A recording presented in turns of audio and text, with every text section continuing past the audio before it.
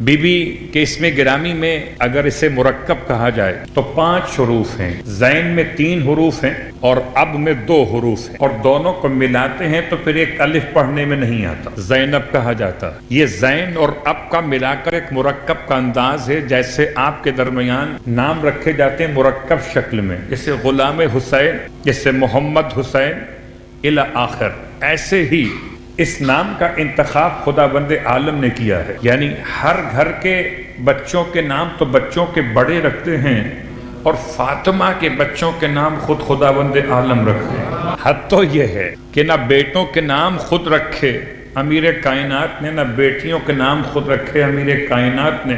جناب سیدہ کو خدا نے جتنی اولادیں عطا کی، ان اولادوں کے نام بھی خدا نے رکھے، مصطفیٰ نے سنا دیے۔ ہوا کچھ اس طرح سے، نام کا مسئلہ لفظ زینت کے مناسبت سے آپ کی خدمت میں پیش کرتے ہوئے سرنامہ کلام میں آپ کی خدمت میں جو آیت تلاوت کی گئی، اس آیت کا نشان ہے نمبر 6، اور سورہ کا نام سورہ مبارکہ الصافات ہے۔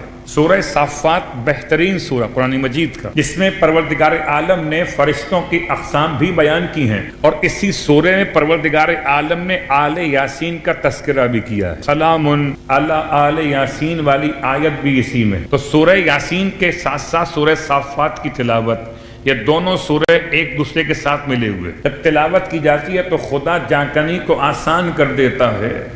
مشکل موت مشکل نہیں رہتی کہ مشکل کشا کی زیارت نصیب ہو جاتی ہے۔ تو انسان اگر سورہ صافات کی اہمیت کو سمجھتے ہوئے کم از کم ہفتے میں 1 دن تو پڑھ ہی لے جمعے کے دن، تاکہ اس سے پہلے کہ مجھے میری موت کے وقت کوئی اور پڑھ کر سنائے، میں پوچھوں پلٹ کے کون سا سورہ پڑھا، تو خود ایک دفعہ پڑھ کے دیکھ تو لوں۔ بیٹے تو سنا تھا کہ باپ کے لیے زینت ہوا کرتے ہیں، یہ بیٹیاں کب سے زینت ہونے لگی؟ عجیب بات نہیں ہے؟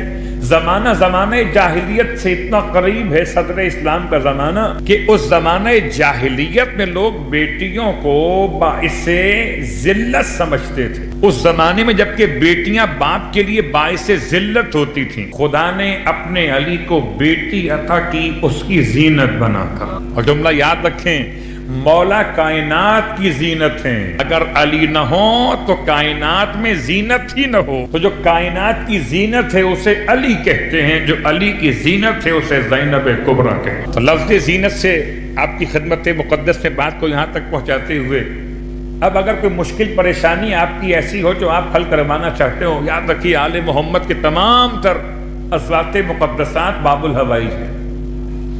جس گھر کا 6 مہینے کا بچہ باب الحوائج ہو، اس گھر کے بڑوں کی کیا بات کروں؟ جس کی اپنی مٹھیاں نہ کھلی ہوں، وہ ہماری بند قسمت کھول دے، تو پھر اس کا کیا کہنا جو اسلام کے ہاتھوں کی بندی رسیاں کھول دے؟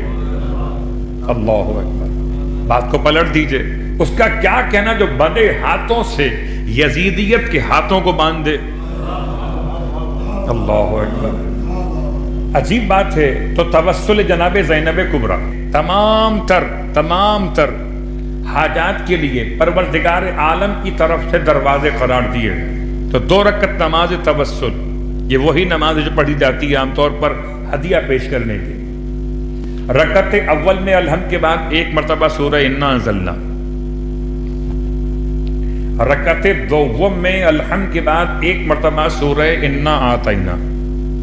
یہ تو اتنا آسان سا نسخہ ہے کہ میں سمجھتا ہوں کہ جتنے سامعین تشریف فرما ہیں اور جہاں تک ہماری آواز پہنچ رہی ہے، کسی کے لیے نماز مشکل نہیں ہوگی۔ اس نماز کا نام نماز ہدیہ ہے۔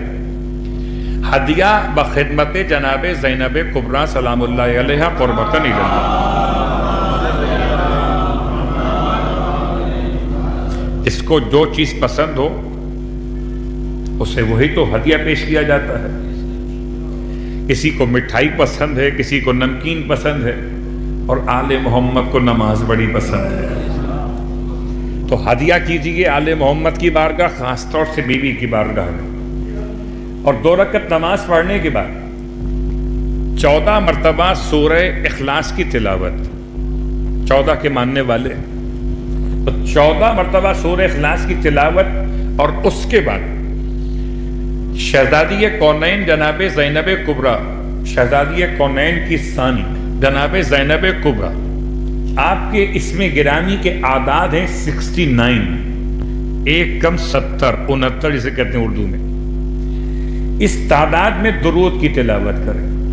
2 रकत नमाज 14 मरतबा सूरह इखलास यानी कुल हुवल्लाहु अहद, और उसके बाद 69 मरतबा 69 टाइम आप पढ़ेंगे दुरूद। और ये 3 अमल फिर हदिया करेंगे जनाब ज़ैनब कुबरा की बारगाह में, फिर अपनी हाजत तलब करेंगे। और एक रात का अमल नहीं है, ये 14 दिन का अमल है इंशाअल्लाह। उससे पहले ही 14 दिन मुकम्मल होने से पहले भी अगर हाजत पूरी हो जाए तो अमल 14 तक ही मुकम्मल कीजिए कि पहला हिस्सा तमन्ना में था, बाद का हिस्सा शुक्राने में हो जाएगा। तो तवस्सुल का तरीका जो उलमा ने बताया,